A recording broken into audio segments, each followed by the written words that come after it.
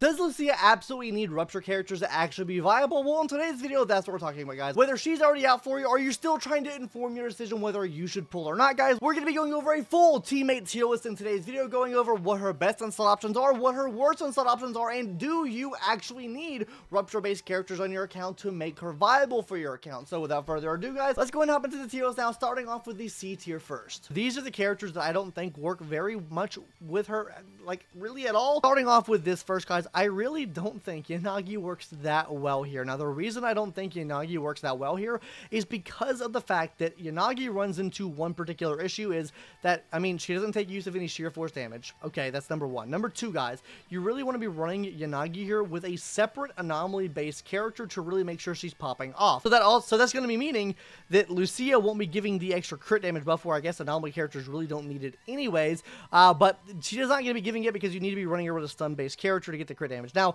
the damage percent bonus can be given, but that's the only thing you're giving to Yanagi in that situation, so kind of down bad there. And also, I think Miyabi is kind of in the same situation here because you need to run her with a stunner, and Lighter doesn't work with that at all because you need an attack-based character or same faction. So this is just not going to work for Miyabi here either in terms of the crit damage, though she is anomaly-based. Crit damage is definitely a thing you need to be working with for Miyabi to get her damage up, so I think it could potentially work at some level. I just don't think it's the best in slot. Maybe run Pulcher there and it ends up being a fine, done, and dandy day. And I just kind of want to make this point here. That's why I have Hugo on the list here. He does not work here at all. He'll be in this tier here forever because he needs two stun characters. It just will not work. Now, hopping into our B tier next, guys, I'm just going to throw some of our attack characters in here. Like, I think Evelyn can work here. I think Silver Soldier Ambi can work here. I think Rena can work here. Rena gives pin ratio. If you're not running her on a team with, let's say, any Rupture-based characters, then Rena can provide pin ratio. This also applies to really any other, like, defense shredder. Like, you could run, I guess, maybe Nicole here as well for defense shred if you're not running her on Rupture-based teams, because you can take use of both Lighter and you can take use of her, which provides her with extra crit damage. It'll also be providing extra damage bonus as well and off-field damage. The reason why it kind of works with Silver Soldier Ambi, obviously, is attack, so you get the crit damage increase here, so you can focus more on the crit rate in the build with Silver Soldier Ambi. That you can have a stun-based character on the team as well, like a Trigger or a Pulcher here, to then activate Lucia's ability, which then can play into them kind of decently, right? Not to say it's the best in-slot option, but it can work. Now we're going to hop into the more than nitty-gritty characters, guys. The A-rank characters, the characters that start working a lot better with Lucia. Number one on the list here, guys, is going to be Miss Trigger-san. Now, the reason why I have her above her counterpart here in Silver Soldier Ambi is because, first of all, she's a stun-based character. It will be proccing off her additional ability, no problem at all. But another big reason here, guys, is because, first of all, Trigger does scale off of crit rate. So you really want to be focusing on giving her as much crit rate as possible. If you don't have her Sig W engine, you can run into a lot of issues with this. So with that being said, giving her additional crit damage, which will help out in her sub DPS capabilities, coming from someone like Lucia, right? You're also taking use of the damage percent bonus as well, which is good.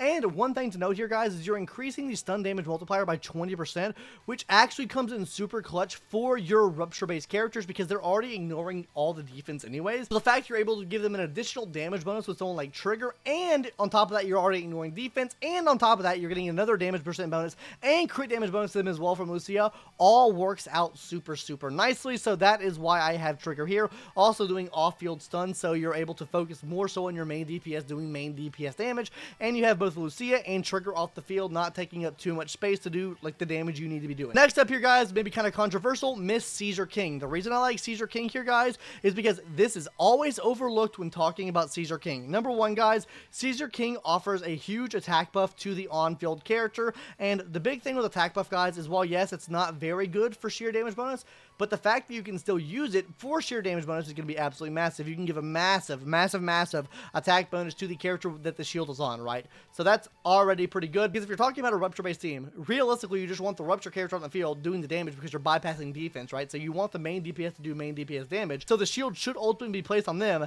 giving them a higher sheer damage bonus increase. Now, on top of that, something they don't talk about, guys, this right here. If you're using a character with a defensive assist, which most of the Rupture characters do have, you're actually able to activate this effect right here by literally holding down your basic attack to get the dead end attack. You'll be applying a debuff to the enemy within a 7-meter radius. This will be increasing the damage taken from all enemies by 25% for 30 fucking seconds, guys. This is going to pair up really well with the defense shred you're already getting for free from the Rupture-based characters. That is one super underrated thing that I think people overlook. On top of this as well, with the nature of how these characters work, of how these Rupture-based characters work, they reduce their own HP. So if you're talking about a character like Yidhari, for example, right, that's taking away her own HP, having something like this shield in place can actually be quite nicely. So maybe you're able to, you know, stay with low HP for longer, to get damage bonuses for longer. So I do like that. Also, if you're able to time properly with Caesar King, you can actually break the enemy shields down quite a bit more and, you know, get them to their stun state, so you're able to do more overall damage. So that is why I like Caesar King in the A rank here. I actually think she is amazing in this role. Now, hopping into our next option here, guys, which is Shokaku. Shokaku, kind of the same thing with Caesar King right now. The reason why I like Shokaku here for Yidhari reasons is because of the fact that if you have Yidhari on the team, Yidhari is an ice type character, and with Yidhari being an ice type character, if you have Shokaku on the team here, guys, she'll be able to provide you, obviously, with like an 1,000 attack buff to Yidhari off rip, which is amazing. But on top of this, you're able to get the ice damage of the squad increased by an additional 20% if the character has the same attribute of faction, which we already know Yidhari does have. Therefore, making this a much better option for someone like Yidhari. So you're getting a damage increase and an attack increase, which then ultimately turns into sheer damage increase. So I think that, you know, Shokaku is a decent option here as well. Hopping into another option here goes, guys, Pulchra. Pulchra off field. Pulchra, I would say you need her E6 though, or you need her M6. And that's realistically because you really are not using aftershock damage much. And whenever you have her at M6, guys, it makes the ability not only just apply to your aftershock damage, but literally to all types of damage. So you're getting a damage bonus for the whole team here, which then ultimately affects, you know, your main DPS on the field right there. And on top of this, you're still getting some decent days as well on the enemy to break the enemy shield down that much faster. So Pulchra, I think, is actually a pretty decent option here as well, guys. So we love Pulchra. Yeah, yippee, yippee, yippee. And then she's also really easy to get onto the field. Just literally use like an assist. Get her on there, then she swaps back to your DPS, which is nice. Now hopping into our S rank characters, guys. But wait, pause, stop right there, guys. Before we hop into the S tier, subscribe to the channel. You got scammed. Subscribe to the channel now. Also, if you can, leave a like and comment on the video.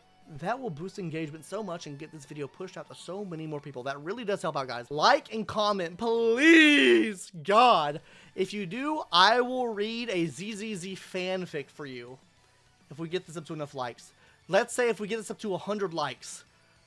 The ZZZ fanfic video. I don't know. Anyways, guys, back to the video. I'm going to be putting Jufufu up here. Now, the reason I'm putting Jufufu up here is because I think Jufufu works out with Yishwin really well, which I think Yishwin's one of the best in-slot partners for Lucia here, or a really good partner for her. So with that being the case, I do think that Jufufu is a really good option there for that team. She increases chain attack damage, which really only affects, I guess you could say, Yishwin.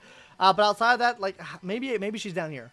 Maybe Yishwin, maybe I'm coping a bit. She's either A tier or S tier. I can't decide where to put her at. Let me know in the comment section down below. Do you think she's S tier or A tier? I'm going to put her in S tier for now because that's where I wrote it for the video at. But yeah, she helps out Yishwin quite a bit. She provides crit damage bonus for the team. She's a little bit harder to build, and you kind of do want her signature W engine, which are kind of constraints of making me want to put her to A tier. But for right now, we'll leave her at S tier. Now, number 2 option, guys, Miss Astrial. Yeah, Astrial provides an amazing, first of all, crit damage increase, which helps out everyone. Damage increase, which helps out everyone. And then an attack increase, the highest one in the game, that helps out everyone as well, which then converts into sheer force damage. So you cannot go wrong with Astrial. On top of that, she has the heal she's able to provide and free chain attacks for the team too. So I like Astrial a lot. I think she's really good. She's still one of the best in slot. She is probably the best in slot buffer in the game. I do think overall she's better than Lucia. Though Lucia is going to be a lot better for just your, you know, Rupture based teams. Obviously, that's what we're talking about today.